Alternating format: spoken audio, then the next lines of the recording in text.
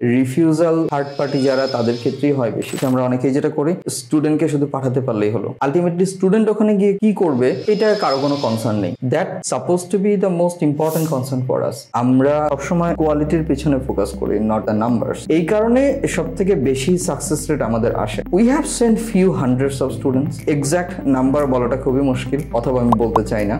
Definitely অন্যদের থেকে কয়েক গুণ বেশি স্টুডেন্ট আমাদের এখানে যায়। We are already here to take the hassle on behalf of the student. Sir, চারিদিকে এত শুনতেছি রিফিউজাল রিফিউজাল রিফিউজাল, আমাদের এখানে সব অ্যাপ্রুভাল। এইটার মানে মূল মন্ত্রটা কি? আমি ফার্স্টে যেটা বললাম যে স্টুডেন্টের জন্য কোনটা বেটার হবে সেইটাকে প্রায়োরিটাইজ করে তারপরে হচ্ছে আমরা অ্যাসিস্ট করি। যেই কারণেই হচ্ছে আমাদের মানে অপারেশন প্রসেস বা গাইডলাইন প্রসেসটা এমন থাকে যে সবকিছু টার্গেট করা হয় স্টুডেন্টের সাকসেসের জন্য। এই কারণে সব থেকে বেশি সাকসেস রেট আমাদের আসে। হ্যাঁ, মোস্ট অফ দ্য কেসেই দেখা যায় যে আমি অনেক সময় শুনেছি, আমরা অনেকেই যেটা করি যে স্টুডেন্টকে শুধু পাঠাতে পারলেই হলো। হ্যাঁ, আলটিমেটলি স্টুডেন্ট ওখানে গিয়ে কি করবে সেটা কারো কোনো কনসার্ন নেই। But that suppose two B the most important concern for us. কারণ একজন স্টুডেন্টকে যখন আমরা সাকসেসফুলি পাঠাবো, তখন স্টুডেন্টের ইমপ্রুভমেন্টের সাথে সাথে আমাদের অবশ্যই রেপুটেশনও মানে হবে, বাড়বে। যেই কারণেই হচ্ছে মানে আমাদের ফোকাস এরিয়া যেটা, সেইটাতে স্ট্রিক্ট থেকে আমরা কাজ করি।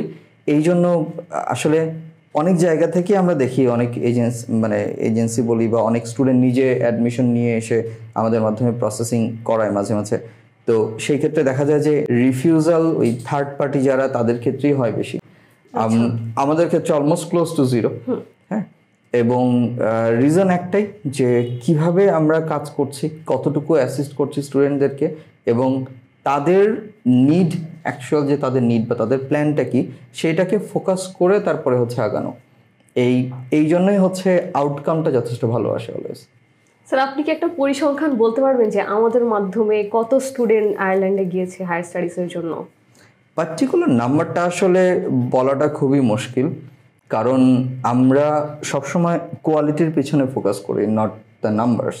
So we have Saint few hundreds of students, but exact number বলাটা খুবই মুশকিল, অথবা আমি বলতে চাই না। বাট রেগুলার অ্যাপ্লিকেশন আমরা যেহেতু প্রসেস করি সবগুলো ইনটেকের জন্যই, এবং আমাদের কাজের প্রেশার বা যেইভাবে আসলে সব জায়গাতে আমাদের সম্পর্কে মানুষ জানে, ডেফিনেটলি অন্যদের থেকে কয়েক গুণ বেশি স্টুডেন্ট আমাদের এখানে যায়। এবং কয়েক গুণ বলতে নাম্বারের ডিফারেন্সটা অনেক বেশি। হ্যাঁ, so couple of multiples. So এই জন্যে এক্সাক্ট নাম্বার বলা না গেলেও ডেফিনেটলি সব থেকে বেশি স্টুডেন্ট আমরাই পাঠাচ্ছি এখন। স্যার, অনেক স্টুডেন্টের কনসার্ন থাকে ফাইন্যান্সিয়াল অনেক ইস্যু নিয়ে, যে স্পন্সর কে হবে, টিউশন ফি কীভাবে অ্যারেঞ্জ করবে, লিভিং এক্সপেন্স কী করবে, এই ব্যাপারে বলতেন।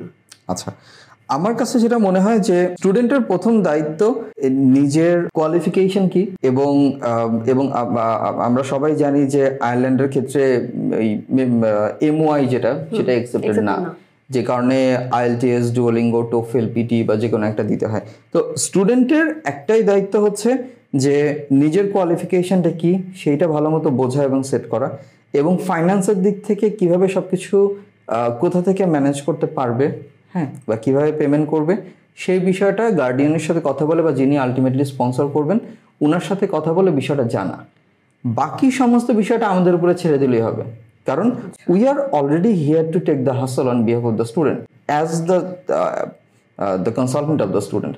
সো আলাদা করে স্টুডেন্টের ওই বিষয়ে কোনো কনসার্ন নেওয়ার দরকার নেই। যখন স্টুডেন্টরা আমাদের সাথে আসবে, এসে অফিসিয়ালি আমাদের স্টুডেন্ট হিসেবে রেজিস্টার করবে, we have a different process for registration.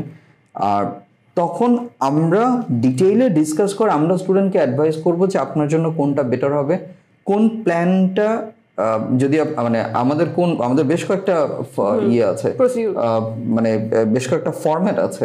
হ্যাঁ, তো কোন ফরম্যাটটা ইউজ করলে আপনার জন্য ফাইন্যান্স অ্যারেঞ্জ করাটা ইজি হবে সেই গাইডলাইনগুলো আমরা প্রোভাইড করব।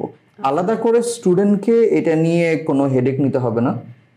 তাদের কাজ হচ্ছে তারা নিজেদের সব কাগজপত্রগুলো অ্যালাইন করে আমাদের সাথে শুধু কমিউনিকেট করা। We will handle the rest.